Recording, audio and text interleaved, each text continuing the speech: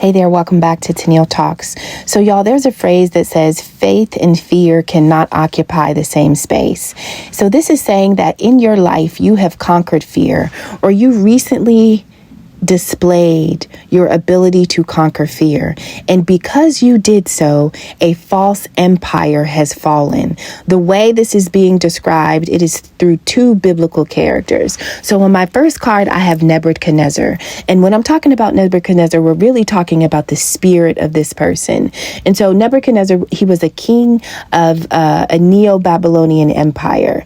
And this was the king that attempted to destroy three godly Hebrew men in a fiery furnace. Now, he wanted to kill him, threw him in the furnace. They didn't die, and then later wanted to be their friend and then wanted to promote them to positions of power. And so this is recognizing that earthly power is limited, but God's authority is not. And so as a believer, when you are gathered together under God's authority, when your humanness stops, God's authority picks up. But there are going to be certain situations based on this reading. This is a situation that you have conquered. There's a situation where you were put in and you were threatened with a fiery furnace, meaning there is something that rules this earth that challenges you. And the only reason why you would succumb to the fire or why you would embrace this type of challenge is because you had a fear.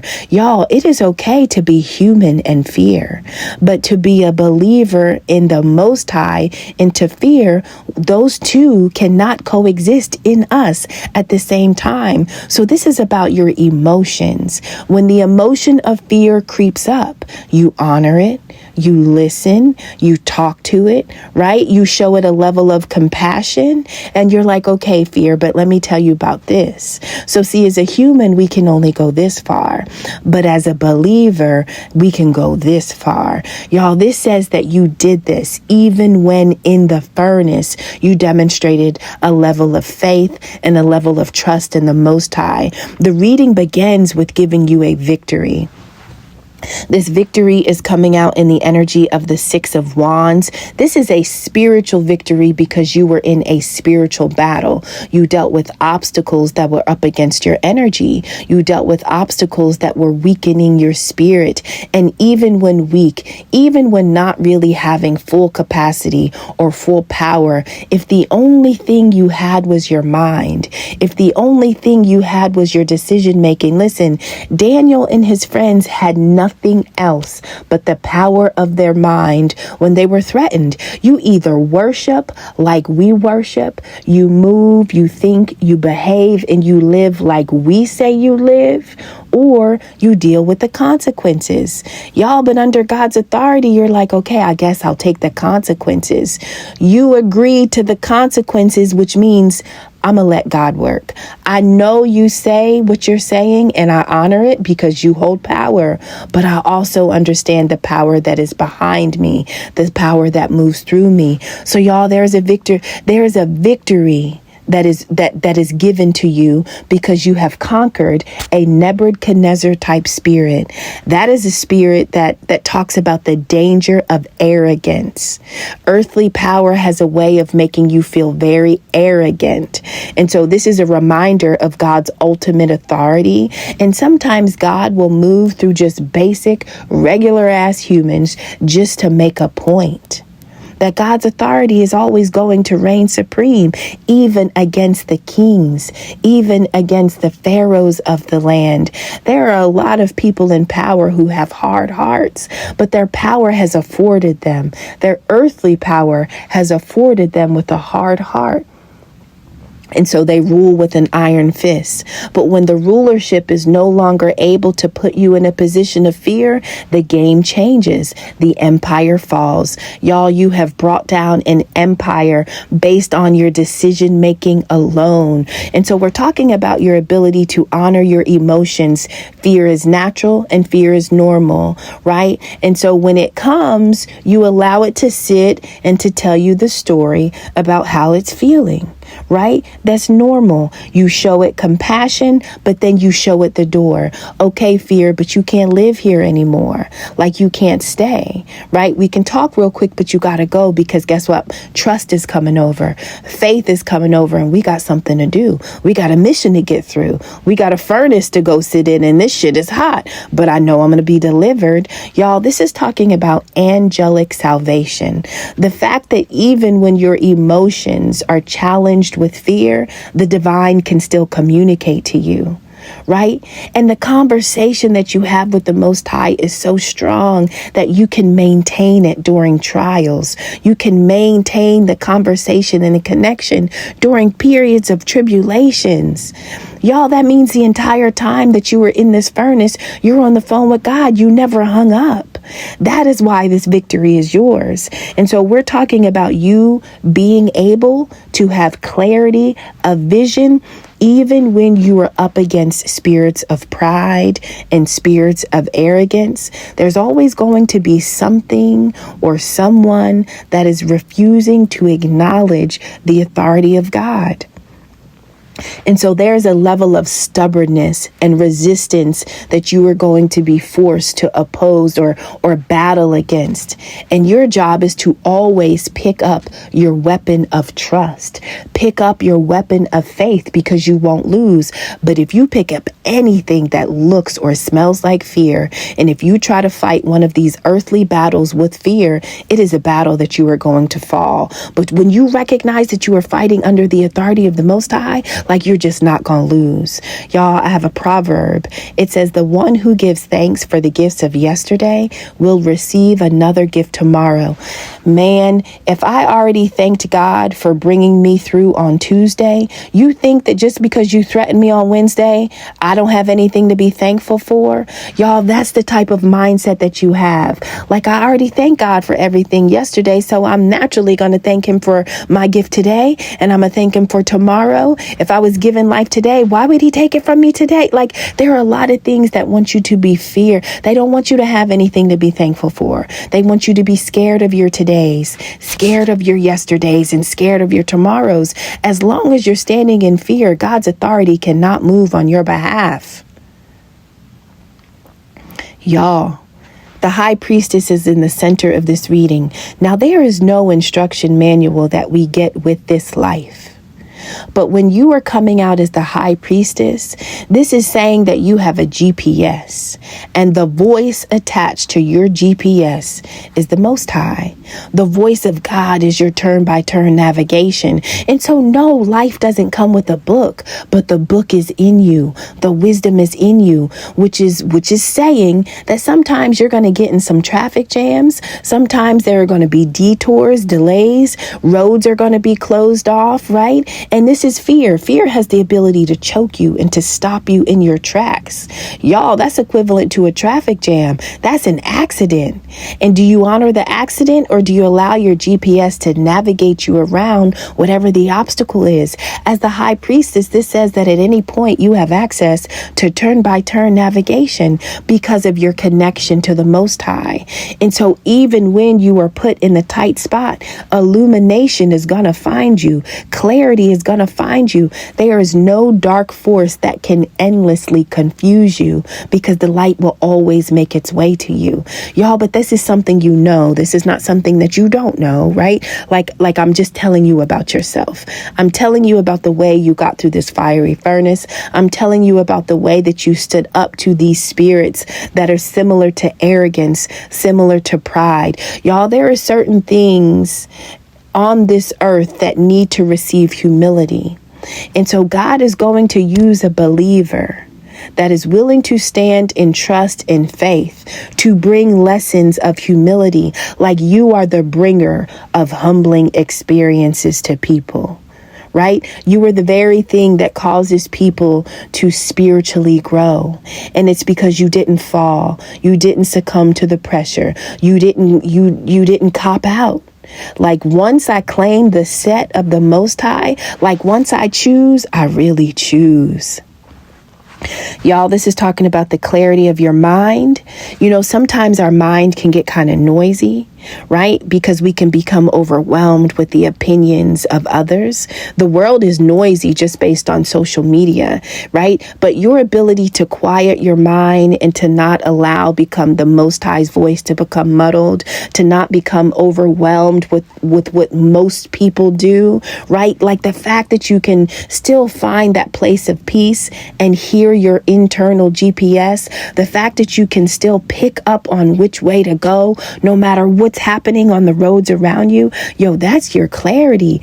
Never will you let expectations of another trump the proximity, the closeness, and the communication that you have with the Most High. This is saying, like, listen, the voice of your original self sounds like the Most High.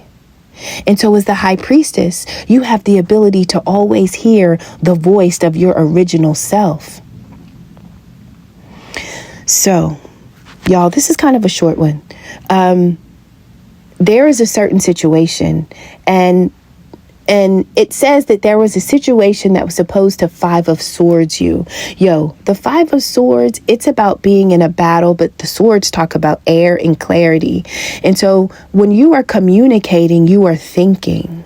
Well, the Five of Swords wants to mess up your mechanisms of thinking so that you can't stand in trust, right? So there are certain spiritual battles that you get in, and they want to break your mind so that you cannot use your mind to make a decision, right? And so sometimes people already understand the level of trust and faith you have. And because your mind stands on business, the only way it can mess up your business is to first break your mind and then bring you the very situation that it needs you to be afraid of. Y'all, even that wasn't enough. And so this says that when you were in that situation, you're like, okay, so if I don't have clarity, what I do have is introspection. This means I'm going to step back. Y'all, think about a stage and a play. Well, when you're on the stage, you're making decisions. When you're behind the curtain and you're not on the stage, you're thinking, you're introspecting, you're going within. Sometimes God needs us to fulfill a process. Sometimes God needs us to get to a finish line, and we don't always understand the drive that we need to take to get there. And the Most High is like, don't worry. Like, I am your navigation. I am your turn by turn. I just want you to know that we're going to get to that finish line. Don't worry about how. You just got to trust that we'll get there. Y'all, this is what you displayed. Being able to trust that the right turn is going to come at the right time and that you are going to get the message at the right time is High Priestess. Trusting that the GPS it's not saying anything to you, but you've already gotten in this car. You've already said, all right, I got to get there. That's the finish line. Do I cry and park and wait for the Most High to give me everything? Or do I just start driving? Y'all, this is saying that you have the ability to drive in darkness. You have the ability to drive when fear is against you. You can drive when you are threatened with a fiery furnace. So you balance your emotions with angelic communication. You maintain your clarity because you always have compassion. I loved my yesterday. And so today is a gift, even if I'm up against something, right? And because I love my yesterday, tomorrow's going to be even better. Y'all, nobody can fuck up your day when you live like that. Nobody can take away the communication that you have with it. That means every day is an adventure. That means every day is a travel. Y'all, this means that you are traveling on the right path. When you can give thanks for yesterday, and when you can trust that you are going to receive a gift today, just like you received yesterday, you can't lose. That is the mindset that always keeps you on the right path. That is a path of faith. That is a path of trust. But there are going to be situations that challenge you.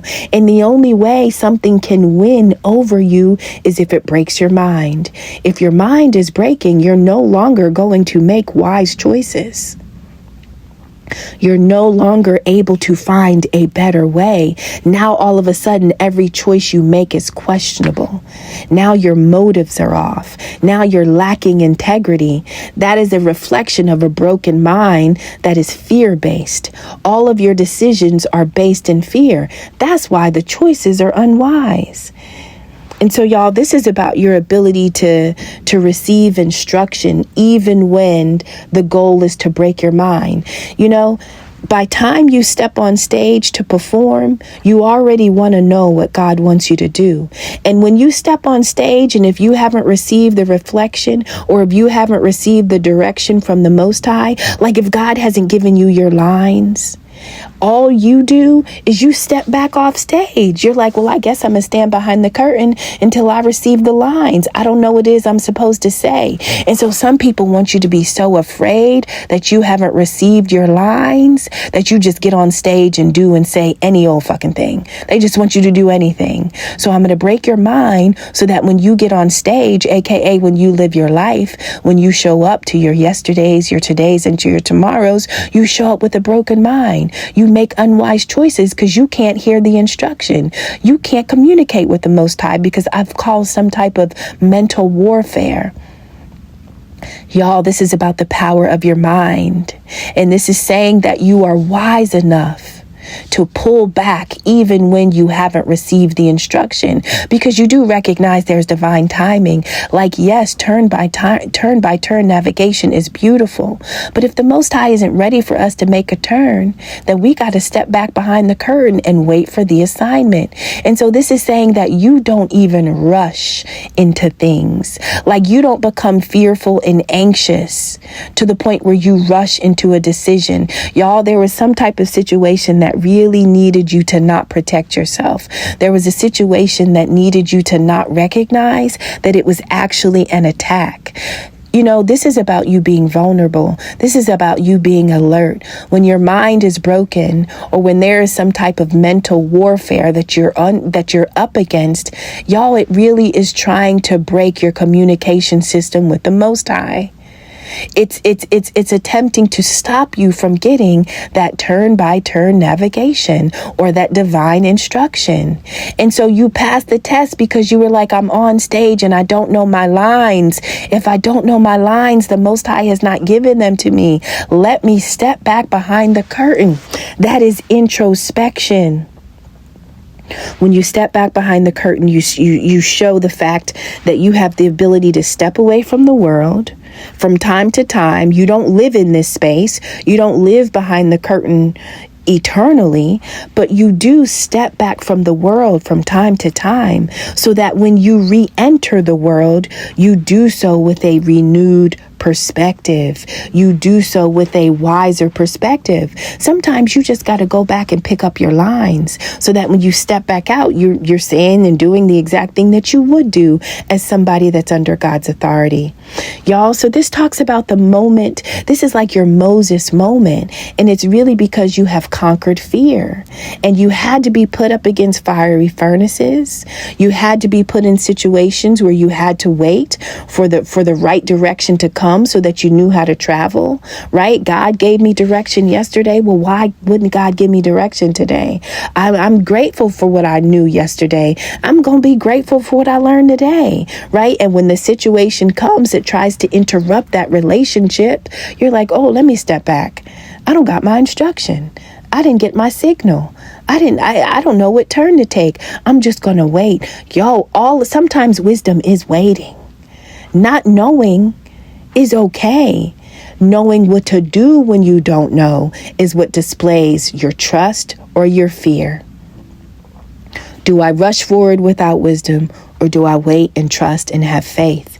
And so, y'all, so you're coming out ultimately as Moses. This is about you being in a Moses type of energy. Moses had to conquer fear. When Moses killed the Egyptian, he was afraid of Pharaoh's wrath.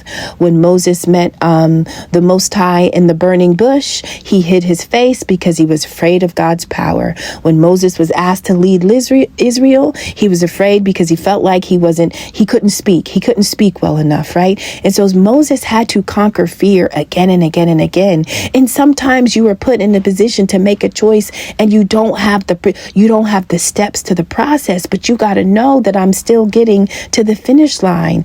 And so what I'm saying is it's reading displays that in the same way Moses conquered fear to be the great deliverer, to be the great lawgiver, or the one that was able to free the enslaved to the border, like to be able to carry and to do everything Moses had to do.